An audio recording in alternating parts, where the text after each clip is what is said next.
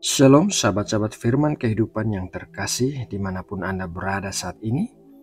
Kiranya kasih karunia dan sukacita dari Allah senantiasa melimpah di dalam hidup kita dan kita selalu berjalan di dalam perkenanan dan kebaikan Tuhan. Sahabatku, seperti biasanya mari kita berdoa sebelum masuk dalam saat teduh untuk mendengarkan firman Tuhan. Ya Bapa, hari ini kembali kami datang ke hadapan-Mu untuk bersaat teduh.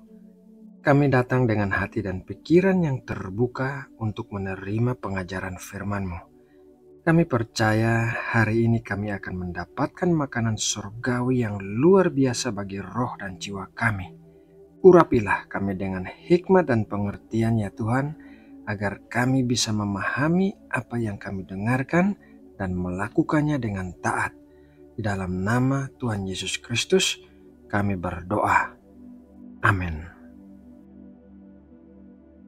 Sahabat firman kehidupan yang terkasih,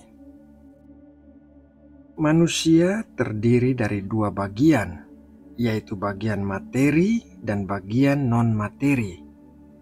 Bagian materi adalah tubuh yang bisa jelas terlihat seperti kurus atau gemuk, pria atau wanita, tinggi atau pendek. Sedangkan bagian non-materi adalah jiwa dan roh. Jiwa adalah kesadaran akan diri sendiri, yaitu emosi-emosi seperti sedih, gembira, tertekan, atau emosi lainnya. Roh adalah kesadaran akan Allah. Roh adalah nafas kehidupan yang dihembuskan Allah ke dalam manusia, namun tidak seperti tubuh dan jiwa. Kita tidak bisa melihat bagian roh dari diri kita. Firman Tuhan dalam 2 Korintus 5 ayat 17 berkata demikian. Jadi siapa yang ada di dalam Kristus, ia adalah ciptaan baru. Yang lama sudah berlalu, sesungguhnya yang baru sudah datang. Orang-orang yang berada di dalam Kristus disebut sebagai ciptaan baru. Dan bagian yang baru adalah roh kita, bukan tubuh atau jiwa. Roh kita adalah roh yang baru, murni, benar, dan kudus. Tetapi tubuh dan jiwa kita tidak berubah. Tubuh kita tetap sama, entah kita pria atau wanita, tinggi atau pendek, kurus atau gemuk. Emosi dan kepribadian kita juga belum berubah. Jiwa kita memiliki banyak bekas luka yang disebabkan oleh dosa. Dan sebagian dari antara kita memiliki lebih banyak bekas luka daripada yang dimiliki oleh orang lain. Bekas luka ini bisa terjadi akibat dosa-dosa yang dibuat sendiri atau dosa-dosa yang dibuat oleh orang lain, seperti penganiayaan anak, peperangan, atau penolakan dari lingkungan. Agar emosi dan kepribadian kita dapat berubah semakin hari menjadi semakin menyerupai Kristus, maka kita harus mengizinkan Roh Kudus untuk melakukan penyembuhan atas luka-luka batiniah kita. Dan cara yang dipakai oleh Roh Kudus untuk penyembuhan luka-luka batiniah kita adalah cara yang pertama, yaitu penyembuhan melalui firman Tuhan. Ibrani 4 ayat 12-13.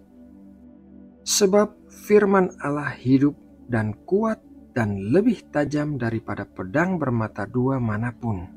Ia menusuk amat dalam sampai memisahkan jiwa dan roh, sendi-sendi dan sumsum.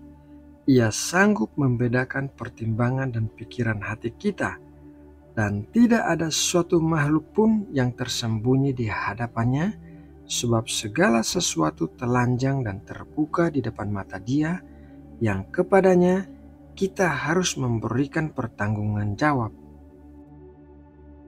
Sahabatku yang terkasih, firman Tuhan adalah alat paling penting yang dipakai oleh Roh Kudus untuk memotong bekas luka di jiwa kita. Apabila kita bertekun dalam membaca dan merenungkan firman Tuhan, maka sedikit demi sedikit bekas luka akan dilepaskan, jiwa akan mulai sembuh dan berubah, emosi dan kepribadian akan berubah menjadi lebih baik.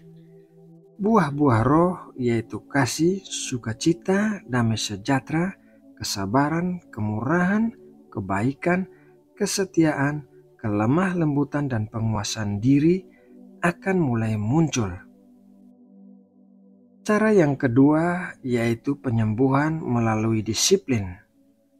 Roma 8 ayat 1, demikianlah sekarang tidak ada penghukuman bagi mereka yang ada di dalam Kristus Yesus.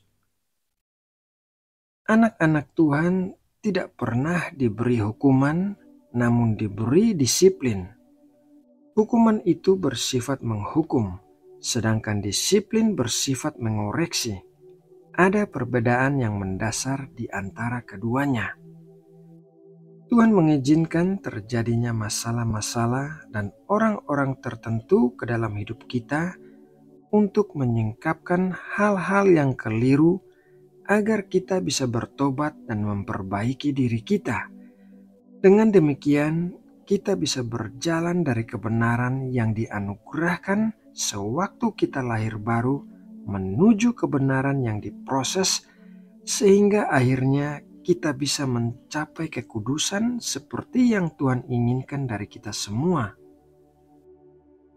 Sahabat firman kehidupan yang dikasihi Allah, melalui renungan firman Tuhan hari ini, hendaknya kita belajar untuk terus bertekun membaca dan merenungkan firman Tuhan, dan janganlah mengeraskan hati atau bergulat melawan Tuhan ketika kita berada dalam proses pendisiplinan yang akan membuat kita bertumbuh lebih baik. Percayalah bahwa kedua hal itu adalah bagian dari proses penyembuhan luka-luka batinia yang diperlukan untuk proses kekudusan kita. Nah, sahabatku, demikianlah renungan firman Tuhan hari ini. Semoga renungan ini dapat memberkati dan menguatkan kita semua. Mari kita berdoa menutup renungan ini.